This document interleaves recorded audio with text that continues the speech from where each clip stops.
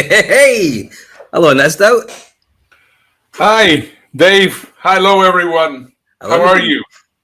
Absolutely good. I tell you what, your hair it's just becoming a world of its own now.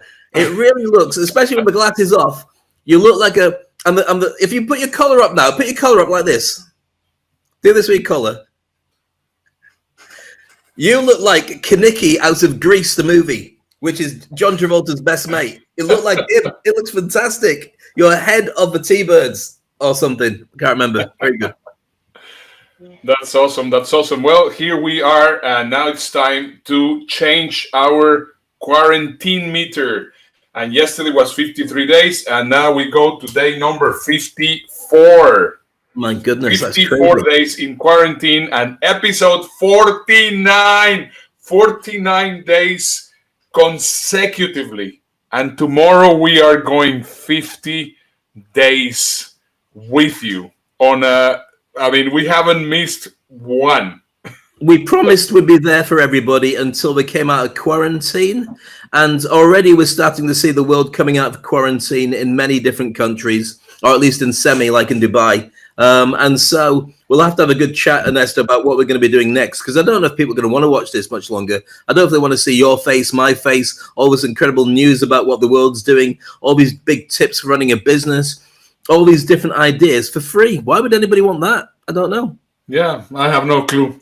Well, tomorrow we have big announcements in the 50th episode of the Toilet Paper Diaries. So absolutely, you have to be there at this time. Tomorrow we have stud-casted stars. A star-studded, not a stud-casted. Star-studded. Well, you know what I mean. So it sounds like the cast of Magic Mike going, "Hey, baby." It's not that show. We're not doing that. Even for the 50th, maybe 75th or 69, but not for the. No, we'll just carry on. That's awesome. So today is our last episode on our series Renaissance, and we're going to be talking grit, grace, and gratitude. So I understand grace and gratitude. However, grit is not a very common word everywhere. Of course, I know what it means, and of course I know what it's all about, but it's just not something that we're using every day. So, Dave, very quickly, tell us a little bit about grit before we actually get started. But to speak about grit, we've got two videos. One I'd like to share, which is the one I've done, but also an explainer video all about it. Can we show that video, and then it will make more sense, because I'm sure that's going to do better justice than I could ever do. Grit is a combination of character traits such as self-control, passion, and perseverance. Many modern psychologists, educators, and parents now believe it's more important for success in life than good grades at school or an outstanding intelligence. At a Stanford experiment in the late 1960s, psychologist Walter Mischel put kids in front of one tasty marshmallow.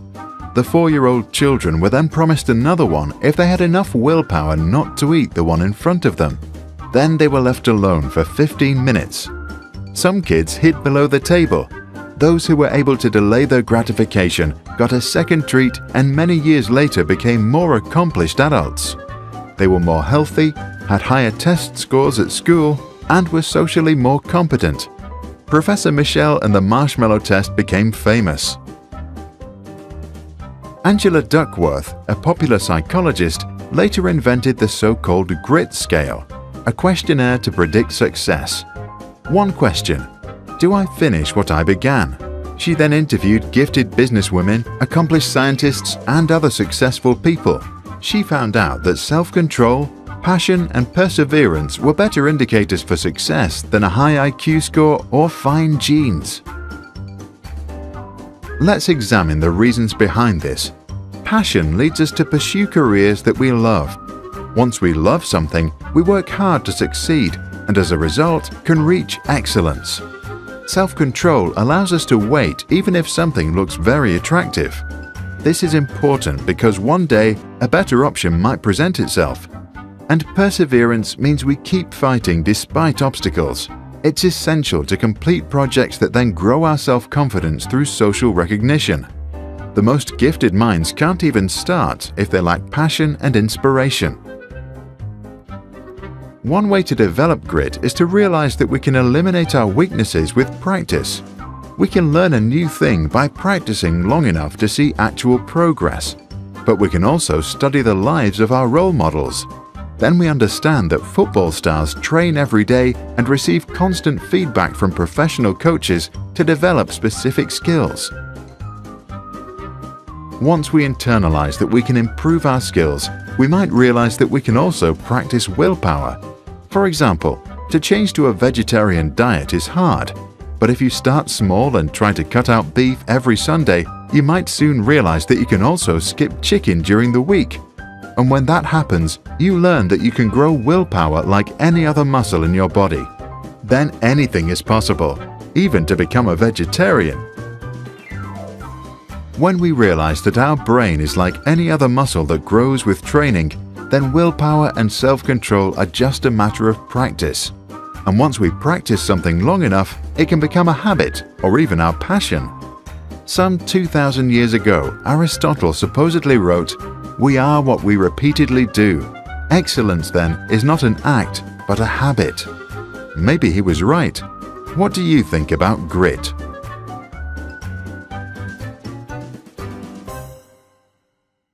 So there we go. That's probably the best explanation that I could have shared with you about the importance of grit. So there's 5 elements: courage, conscientiousness, perseverance, resilience, and passion. And this whole season, this week, it's been all about Renaissance. And I've been talking about the artistic side of Renaissance, about reinventing your art as your job. So doing your job in an arty way. So I set myself a test. I normally train people to do public speaking in the World Trade Center Club. And I thought, well, could I do a selfie video and talk all the way from my car, all the way to the top floor, through the lift, through the stairs, meeting people, being talking to people? Could I keep it going to the very top to look out the window without missing a beat?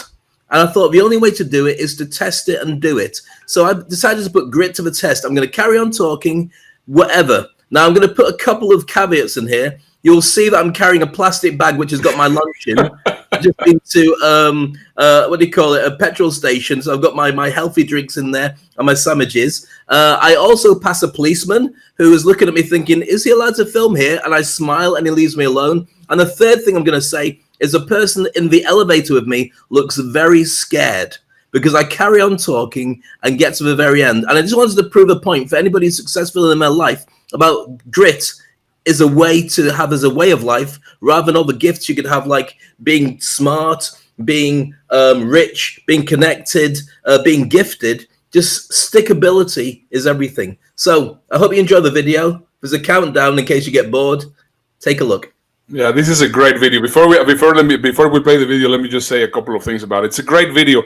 I just want you to have into perspective what is actually happening here. I mean, it is the World Trade Center in Dubai. It is the parking lot, and the distance from where the car is to the very top of the building, it's actually quite a lot. And I mean, possibly if you haven't been there, the perspective is not as powerful as when you actually been there. So I want you to understand that this is a long distance, and that's why it's actually very, very impressive what they have done to actually prove the point of grit. Have a look.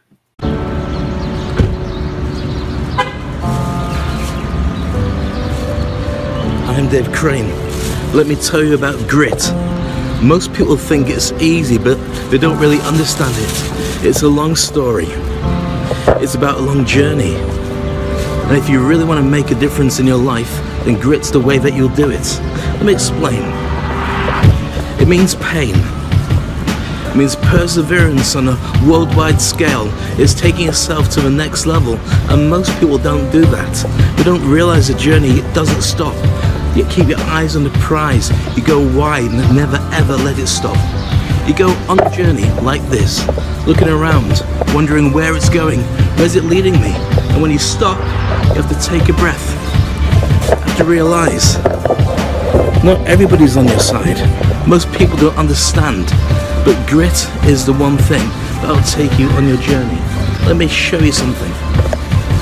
And I'm exhausted, because the way that it takes you is grit has always got to be trusted. It's a one thing, a unifier that guarantees you will go to a higher level in your life, because somehow you will know nobody else does. Nobody else gets it. Nobody else knows just how much it takes to make it. So is grit the same as perseverance? Is it the same as resilience? Is it the same as talking? Is it the same as goals? It's all the above. But here's the difference. If you decide you've got grit, then it doesn't matter where you're from. Grit beats all. It beats smarts. It beats intelligence. It beats strength of character. It just means you keep your eyes on the prize and you keep pushing, non-stop. And that's what we do. Keep pushing. And it means you spend a lot of time on your own, on a journey. Nobody gets it, nobody knows, nobody understands. And as you travel, there's people that travel with you. And they don't know why you're doing it. And you don't have to explain it either. But tests have shown, if you've got grit, the big change that it makes for you is you always become with it. You can move. And you never change. And people come and go, but they always say the same thing. Why do you do this? Why do you stick with it? Why do you just take the easy route? But you can't.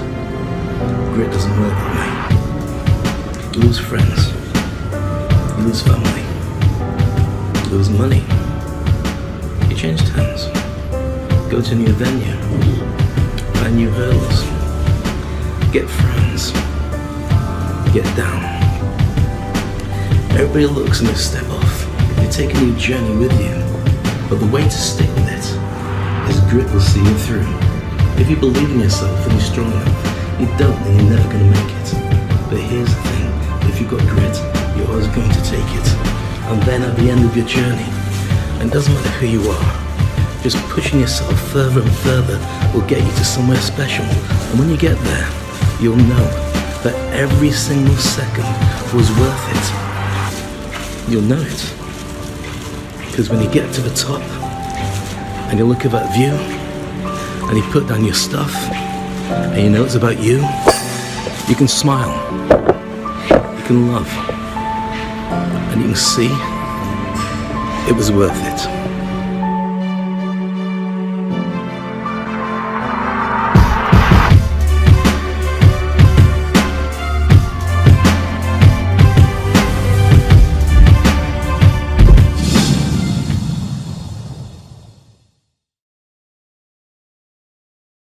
Very cool.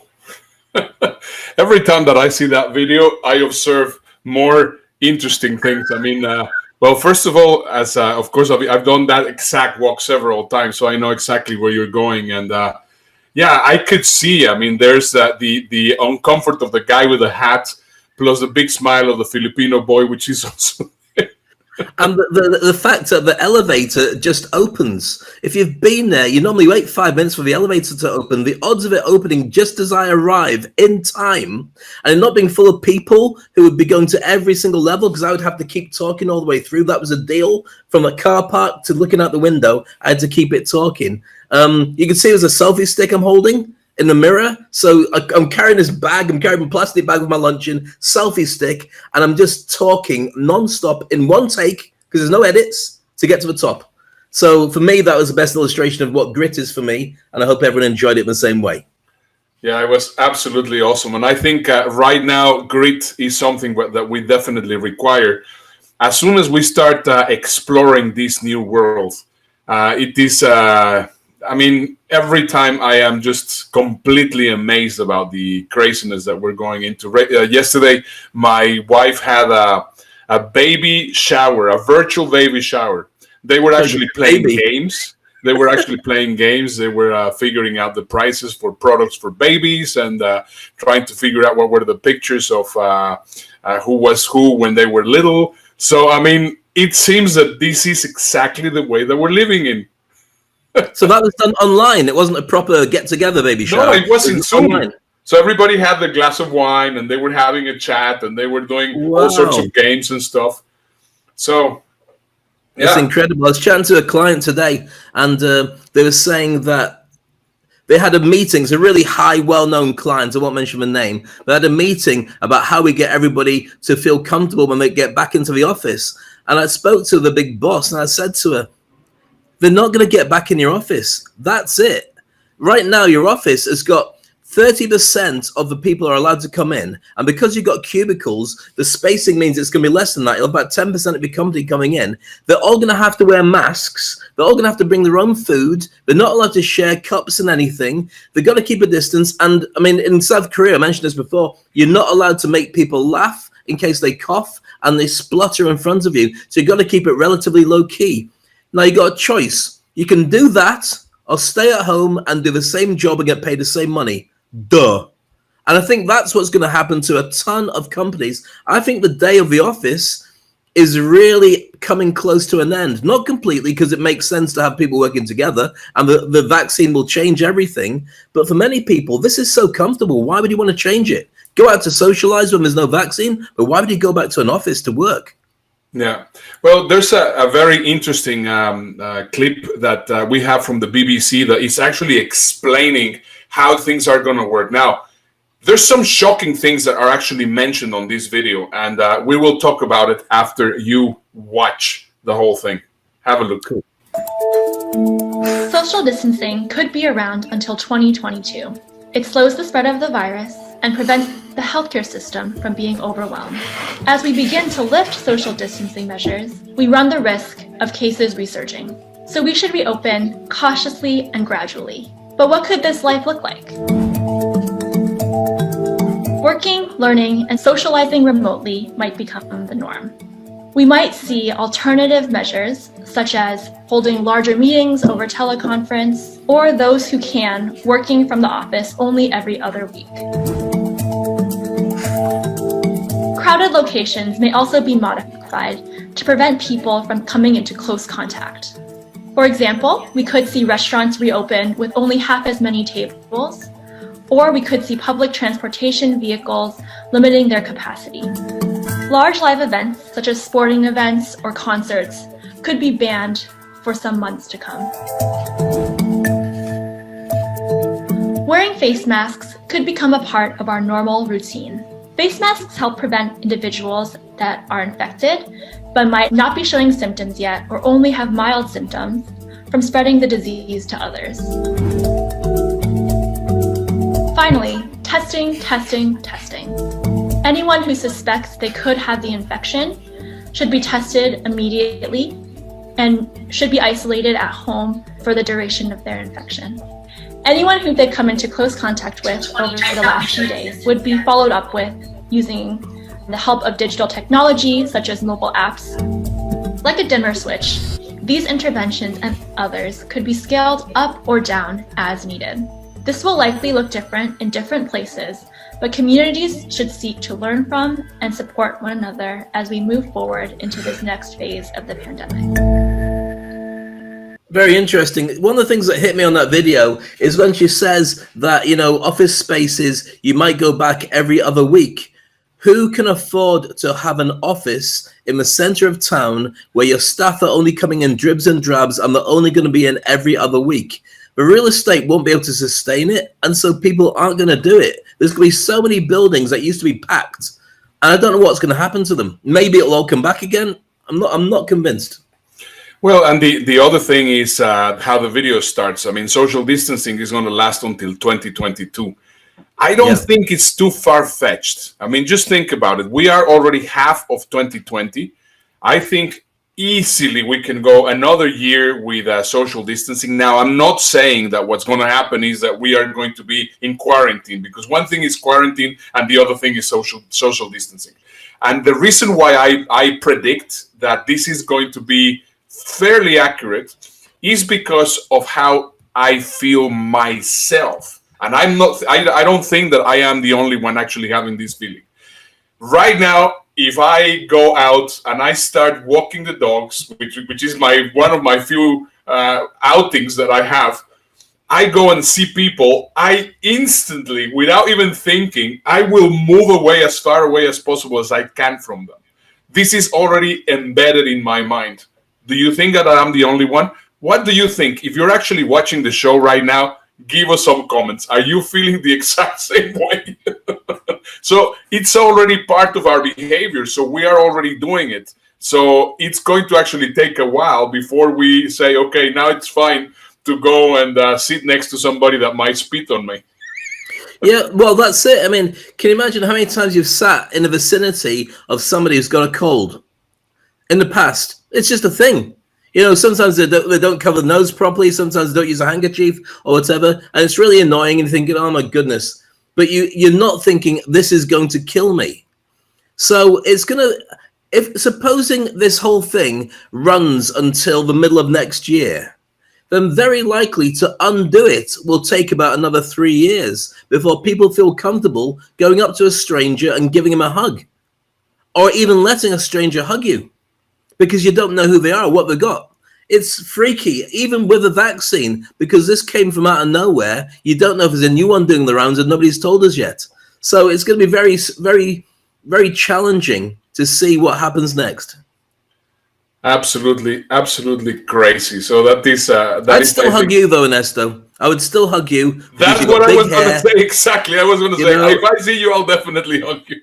I would hug you. I would hug you through Zoom. That's how I'd hug. I'd be like that. I'd touch the screen. I'd say, "I love you, my brother." But we go like that. Like just go nanu nanu or whatever that is. Live on and prosper. I haven't heard nanu nanu for a long time. Hey, we had some stuff that we mentioned that we were going to be showing, and I mean it's been now Monday and Tuesday and Wednesday, and now it's Thursday, and we still haven't shown it. And I think it's now very appropriate that we show it because it's going to really fit well with how we are seeing the world right now, which is fashion. I think it's interesting. This is an interview with Michael Kors, the designer, and my wife and my daughter really love all the designs from Michael Kors. So I think it will be interesting to have a look at what he has to say about the fashion of 2020 and beyond. Well, we're clearly big fashion guys, so it matters to us as well. Yeah. This is Nancy Giles. Whether slicing lemons in his kitchen, reading a book in his nook, or sporting that trademark black tee and blazer, leave it to Michael Kors to look good under lockdown. Okay, what's the whole outfit? What have you got down there? You got some Okay, you ready? Okay, so you know what? We stand up. I've got my cargos on. And for one of the most recognizable names in fashion, what Kors is wearing these days isn't just about style. We want the things that make us feel like our best self. That when we put it on, we feel confident, because when you feel confident, you're going to have a better day. We all have to stay to a schedule because we do want to know what life's going to be like when we come out of this. Let's face it, what we're wearing right now says a lot about how we're feeling, like the most paper. It's the most stylish backing I've seen doing these. Sophia Tang is the creative director of Bloomingdale's. I'm going to share some ideas. She gave us a private tour of the flagship store in New York. From a retail point of view, what kinds of things are you seeing people doing? So there's the very logical and expected, like clothes that are comfortable. Right. PJs, robes, loungewear, workout clothes. We're definitely seeing a spike in pajamas. Yes, comfort is key. Just ask Robin Givon, a Pulitzer Prize-winning fashion critic for the Washington Post. I mean, there are going to be good days and bad days. There are going to be days when your anxiety gets the better of you, when the stress gets the better of you. And, you know, I think sometimes it's okay if you just want to wear your pajamas and sort of take a moment. But cozy shouldn't define the day. I think if you just have a favorite sports jersey or a favorite pair of sneakers that you love or a favorite piece of jewelry, just anything that can remind you of happier memories. And memories are a big part of what Laura Lipman is doing every evening. An author, Lipman trades in those pajamas once a night for an outfit that has a special place in her heart. She photographs herself in it and posts the image on her Instagram page.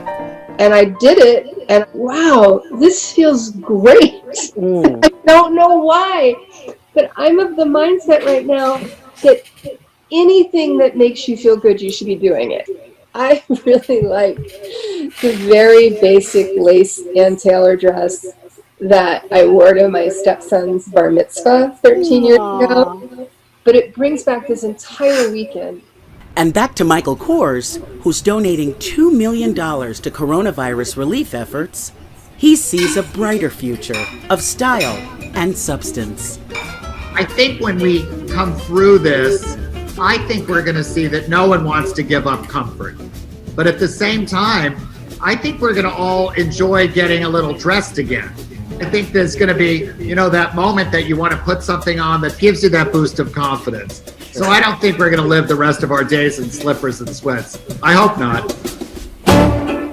What do you think then, Ernesto? Because I've always thought of you as a big fashion guy, until obviously you. I mean, you disappoint me. Before the lockdown, I got some suits made, some tailor-made suits, and I just don't, they're actually invisible to me right now. I don't see any of the dress-up clothes that I would have, and I don't want to put them on. I can't even think when I'd want to put them on. Literally having meetings with clients, I wear a polo shirt, and I'll still do an interview like that, you know, for some work together. And it's not seen as being a bad thing at all. But I think that there is a thing which, I mean, I've been called in to actually train people on digital stagecraft, that ability to set it out. I mean, one of the things to challenge people is if you've got a certain computer, I won't say which one it is, the actual camera is down at the bottom. So therefore, whenever you're talking to people, you look like that. So people can see up your nose. Now, what happens is the distance between you right now, I'm on a Mac, so it's at my head height. But it's deliberately like that. I'd raise it up otherwise. If you're looking down on somebody, it looks like you're telling them off and they can see up your nose. And that has a big impact on the relationship that you're creating.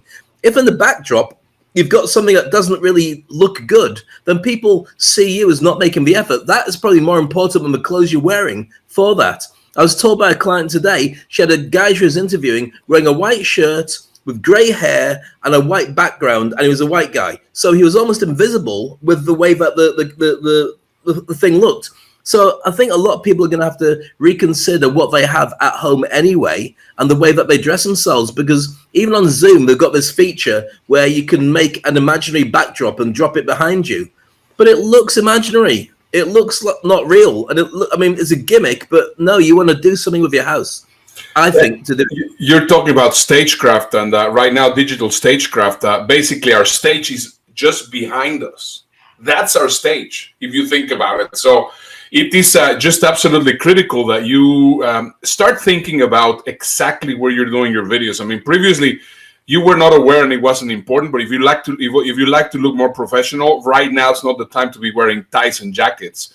But I think it's absolutely critical that you are properly, you have a proper stage behind you. And I mean, halfway through all the episodes, or possibly a little bit before halfway, I remember that we actually talked about it, and we did it. And as I was saying, the same thing I did, because this was something that was brought up to me by somebody, which immediately noticed.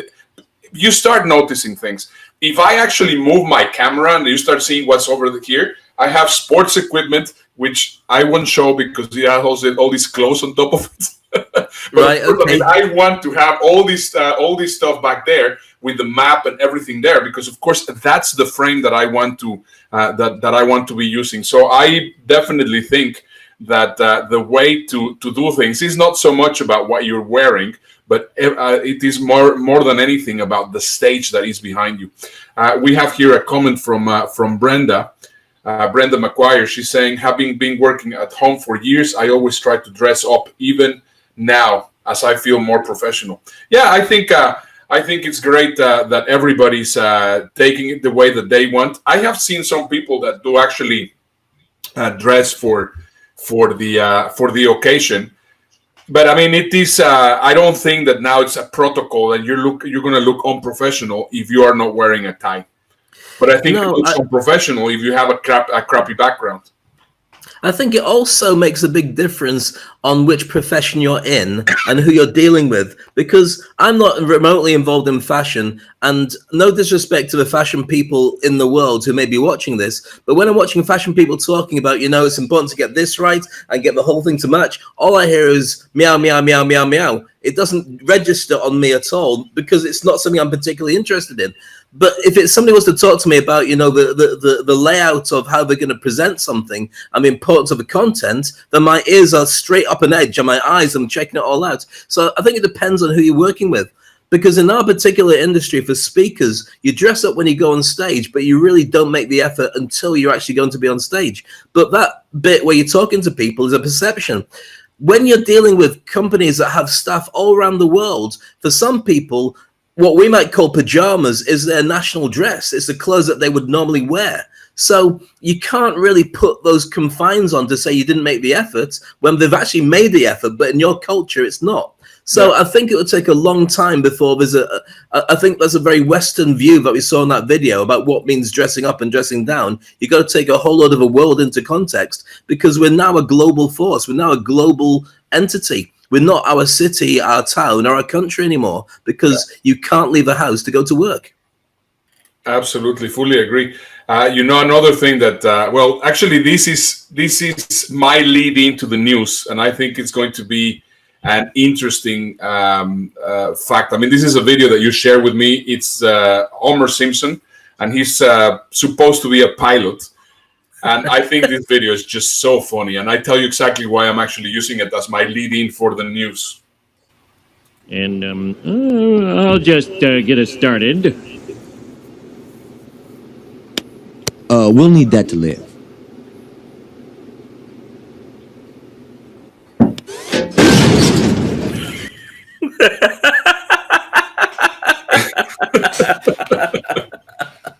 I mean, that's how I would fly a plane. I think it's exactly what's going on. I mean, the poor planes are just rusting out there, and there's nothing really happening.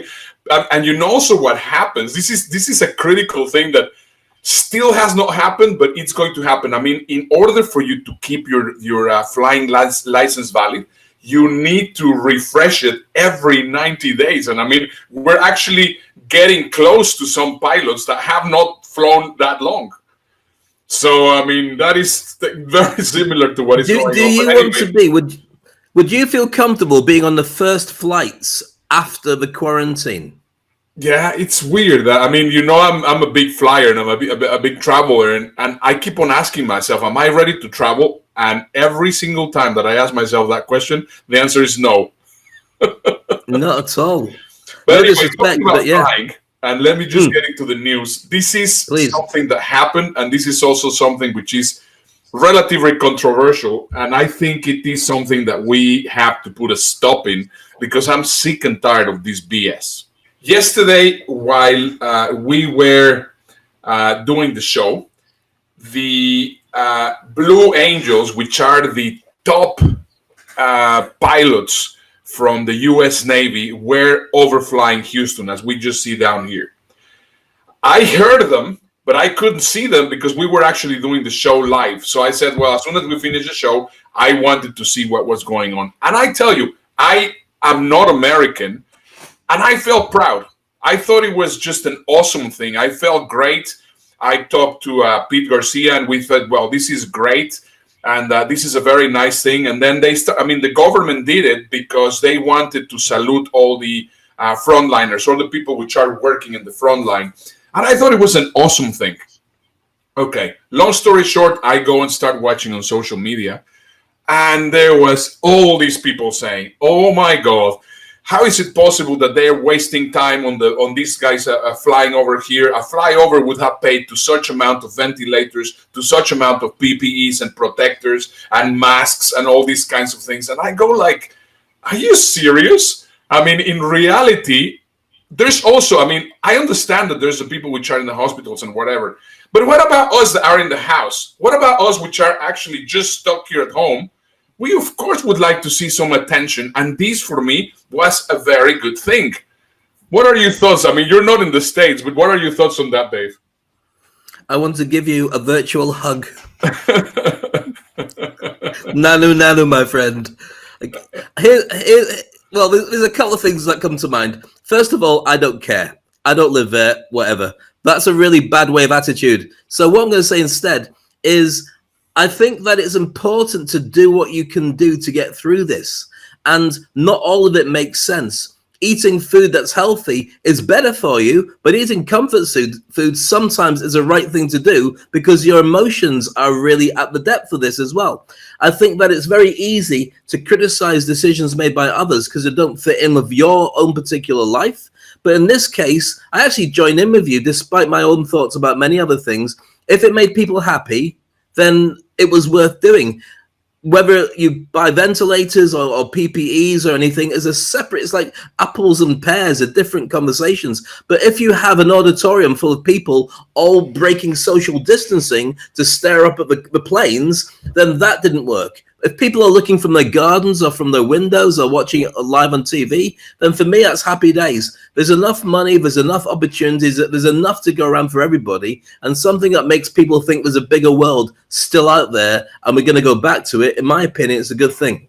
Yeah, absolutely. I think it's a good thing. And I have to tell you, there were a few parking lots that had a lot of people gathered together to be able to see the flyover. But that is also stupidity of people. We're talking about planes. If you just stand down here and then you start looking up, you will be able to do it out of your backyard. But there's some people that were stupid enough to actually go and got together and clamped there in a parking lot. Now, who are we going to blame for that? Are we going to blame the Blue Angels? Are we going to blame the government? Are we going to blame the U.S. Navy? I think it's ridiculous. Yeah, but that's what people do. I think it's one of the most defining moments in my life. I'm sure it's true in your life, and it's probably true for most of the people who've enjoyed watching this show, is the difference between success and not success in your life is when you realize that it's your fault whether you make it or not.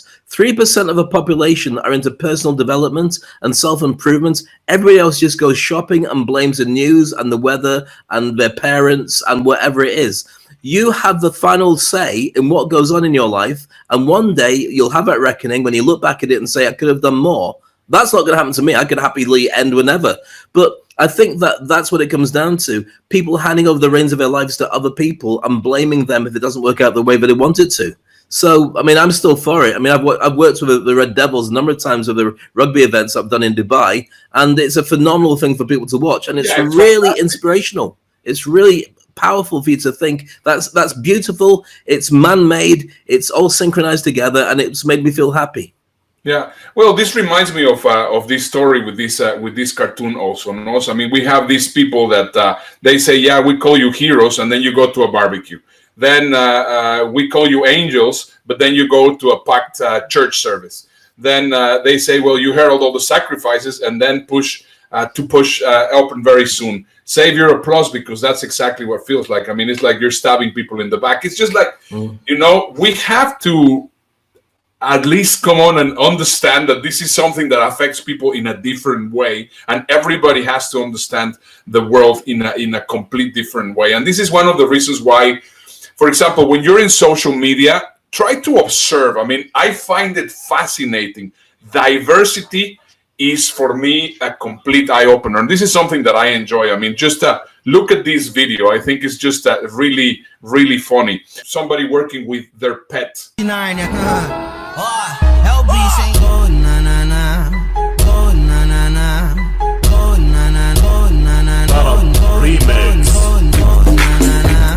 I mean, for me, I think it's just fascinating, don't you think? It's great. Yeah, they'd probably be married by now if they spend that long in quarantine. But you it see, looks like he's well trained. Instead of actually trying to see who I can blame and what things I could do, I try to see the goodness in people, especially right now in pets. I mean, I think it's just fascinating what people are doing with animals. I mean, look at what this guy did in his backyard, which I thought is very sweet. He created he put on the squirrel suit. No, well, it's not furries, it's real squirrels.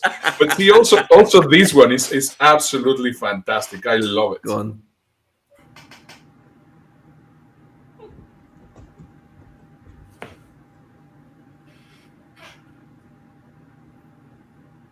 That is cute. That is beautiful.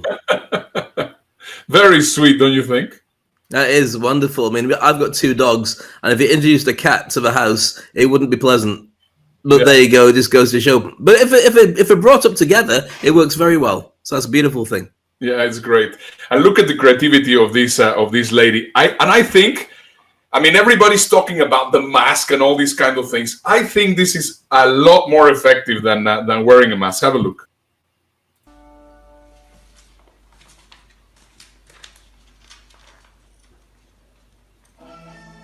She's just basically... She's getting an Alice band for your hair. She's getting cellophane that you'd normally put a document into. And she's threading them together. What's she going to make? I'm interested to see what's happening here. I mean, look at the creativity. I think this is just really amazing. She's that is actually cool. going to do a face protector. That is very cool. Yeah. Isn't this awesome? That is very cool. Would it work? Does that work? Well, I mean, the thing is, what are you? People are not going to talk underneath you. I mean, you're basically trying to cover yourself from someone spitting or anything like that, which I think it's a lot more powerful than a mask. One of those masks that people are wearing. Yeah, I'm not convinced that the masks are the best. They seem to me like a ridiculous piece of survival kit. Because, okay, they might cover your nose, but they're paper thin. They block your ability to talk to people. If you're outside, I mean, Dubai's really hot. You can't breathe properly. And it just seems to me like it would do more damage than good. I understand that you need something. And I've just been waiting all this time for somebody to come up with something that's more practical, like see-through, like that you can just attach, take off. That wouldn't just make it really difficult. Because a stick on your ear, it's not the best thing. It clearly works in hospitals, but for real normal work, doesn't work for me. I'll wear it, and I do when I walk the dogs. I don't like it, though. Yeah, no, I don't like it either. Yesterday, I saw our good friend Andrea Gomez, which is doing reports. I mean, I think the work that she has been doing is phenomenal. I mean, she's been reporting on every single business and how they're doing and everything. I mean, I find it a little bit risky in some ways, but I think if it will not be because of people like them, we will not know what's going on. So she basically went there and she did an entire interview with a mask. And that was a bit of a challenge because, of course, it was hard to understand. So, yeah, I understand that this kind of thing, I think, is going to be working a lot better. Now, but if you had a see-through mask, it's doable. It just looks a little bit weird. When you're wearing that, it looks like you're sniffing somebody's pants. And you can't see what people are saying. I mean, here's what's really weird, right? When you talk to somebody and say, how are you? You can't, well, that's right. Well, that's perfect. You can't see people's expressions with a mask on. All right, let's see this. Yeah, this is basically the new lockdown candles that they should exist. So we have hugs from my mom, my dad's Sunday roasts, a warm pub on a cold day. Nice. Those are the different lockdown candles. Desert campfires, sea air, and sunset, or whatever it is there. I cannot read. Hairspray for a night out. So those are going to be the lockdown candles that should exist for different smells. Well, you know what? I mean, I've got one of those oil diffuser things in here, an air purifier, and you can put in peppermint, you can put in like sandalwood and stuff like that. And it's only a matter of time until somebody starts manufacturing what the outside world would smell like. So it's not that ridiculous to get access to it. When it's Christmas, we have caramel ones that we burn in the house. And it just makes you feel Christmassy all the time anyway. So yeah, I'm up for it. I'll buy some of that straight away. That reminds me, when we were little, that they had those scratch and sniff stickers. They had some of the weirdest smells. You go, what's this one? Oh, a fart. Cheers. Thank you so much. Anyway, you see, this is a great video also, and this is a tip that you have to take a note of because it's really fantastic. Listen up. You're gonna thank me for this one. So, the best quarantine hack of all time, go to makemeadrink.com. Select all of the things that you have in your house right now. So you put in all the spirits, the wine, all the mixers, everything you have in your house. Chocolate, coffee, Tabasco sauce. So you have everything available to you in quarantine, and then you click the magic button, make me a cocktail. And then it shows you every cocktail you can make ever. Isn't that brilliant? I think it is. What's it called again, the website? Yeah, it's I have to play it again. I think we're gonna makemeadrink.com. That's why I said pay attention, because this is a really, really Hold good on, let me just check while we're live on air. Let me just check. Make me a drink. I think that's what it is. I think she said. Let me just check to see if it's correct. And we'll be able to see, hopefully, if my internet works out that fast. No, that site's gone. Here we go again. Okay, here it goes. Right, you're gonna thank me for this one. So, the best quarantine hack of all time, go to makemeadrink.com. It is makemeadrink.com. No, I think it's gonnaMakeMeADrink.com. I just put in makemeadrink.com, and it's available for sale on GoDaddy. Well, I think it's a good idea to actually go and search for it. But I think it's a brilliant thing. Anyway, I would like to say hello to all the people which are watching us live right now. I mean, our good friend Simon Leong is there. Hello, Jan-Willem Gudrian. How are you? Also to see you.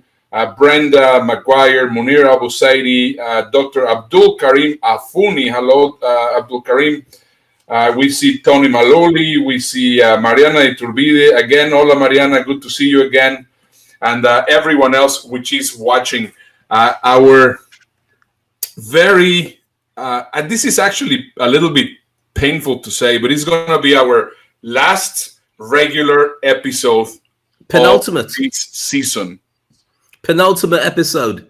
Yeah. So one before the end. That's what it is. Correct. That is correct. We basically took it, and I think this is how we got it. Basically, the toilet paper diaries started with the reason why we call it the toilet paper diaries, because when we got started there was very little toilet paper. Now things have changed, and tomorrow we have the end of the series on the super incredible special 50 my goodness 50 that you need to watch tomorrow at noon. And that, I can tell you, Ernesto, while we were doing this, I got a WhatsApp message from Royalty saying they're going to come on the show tomorrow. I could show you who it is, but I can't do because it's top secret. But you know who I'm talking about. Yeah. Royalty. That's my awesome. goodness. It's crazy. This show tomorrow is going to be something phenomenal. The only thing we haven't got is probably Trevor Noah, but that'll be next time. Well, don't be surprised. That is something I haven't shared with you, but don't be surprised. So we'll see.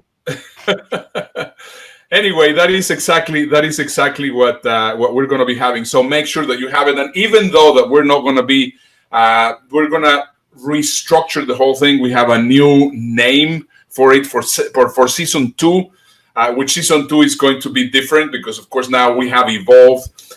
Every single thing that we have recorded has been put together in our podcast, and you can just go and listen to it. If you haven't, I mean, we have shared some amazing content throughout these 50 days. So make sure to listen to it at bit.ly toilet paper podcasts. And Dave, we have knocked down 49 straight days. Isn't that amazing? It's incredible because we did make a promise to everybody that what we would do is we'd be there for them during the lockdown and the quarantine. And Brenda's just told me, by the way, she said if you go to makemeacocktail.com, that's where you can make out of these cocktails. That's what's in that video. I just checked it. It's makemeacocktail.com. Yeah, that is exactly what he's saying. But yeah, we made a promise. Great, Brenda. Thank you very much for. We made a promise that we'd be here for everybody as long as they needed us. I mean, we had no idea where the show was going, but we just wanted to be there to be able to chat and make people feel better. And so we've done that. And it's almost like we should just be able to, hang our guns up and walk off into a sunset going, good job done, and do one of our virtual hugs and hand slaps and nanus and say, you know what, I'll see you on the other side. And then for you, you've got a whole day ahead to go out and watch the planes fly over. And for me, I can drink heavily. So it works for everybody. Make a cocktail, Benny. But anyway, what we're doing, and I think what we're planning for season 2, which is going to be called Fast Forward. So the Toilet Paper Diaries presents Fast Forward. We're going to really revolutionize the web television industry, and we're super excited. We just need a little bit of time to regroup, to make sure that everything is working fine so that we can actually come back to you with some more amazing content. We're incredibly grateful about everybody which has been watching us. This is Renaissance Grit, Grace, and Gratitude. We have one last video that we want to show you, which I think it will just close this series very nicely. So make sure to be there tomorrow for episode 50. It's going to be absolutely awesome. And guess what? We're going to be actually formally dressed. Is that the dress code? You are. Well, I don't know. I haven't decided what I'm going to wear, but I know, as usual, above the surface, I will look glamorous and beautiful, and below, possibly commando. We shall see. Okay, so see you tomorrow, and enjoy this last video of our series, Renaissance. Have a look. See you tomorrow. Stay safe.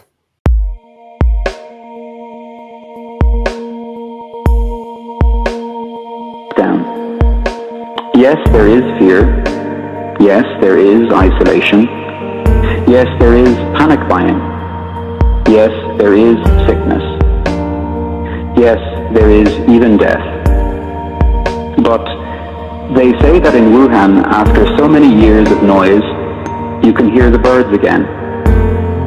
They say that after just a few weeks of quiet, the sky is no longer thick with fumes, but blue and grey and clear.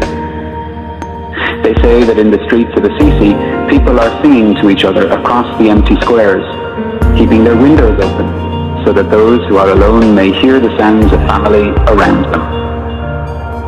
They say that a hotel in the west of Ireland is offering free meals and delivery to the housebound. Today, a young woman I know is busy spreading flyers with her number through the neighborhood, so that the elders may have someone to call on. Today, churches, synagogues, mosques, and temples are preparing to welcome and shelter the homeless, the sick, the weary.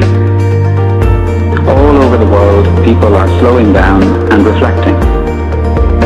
All over the world, people are looking at their neighbors in a new way. All over the world, people are waking up to a new reality, to to how big we really are, to how little control we really have, to what really matters, to love. So we pray and we remember that yes, there is fear, but there does not have to be hate. Yes, there is isolation, but there does not have to be loneliness. Yes, there is panic buying, but there does not have to be meanness. Yes, there is sickness, but there does not have to be disease of the soul.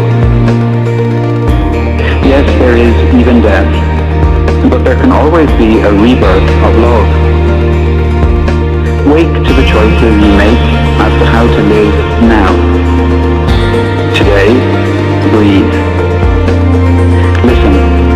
Behind the factory noises of your panic, the birds are singing again. The sky is clearing. Spring is coming. And we are always encompassed by love. Open the windows of your soul. And though you may not be able to touch across the empty square, sing.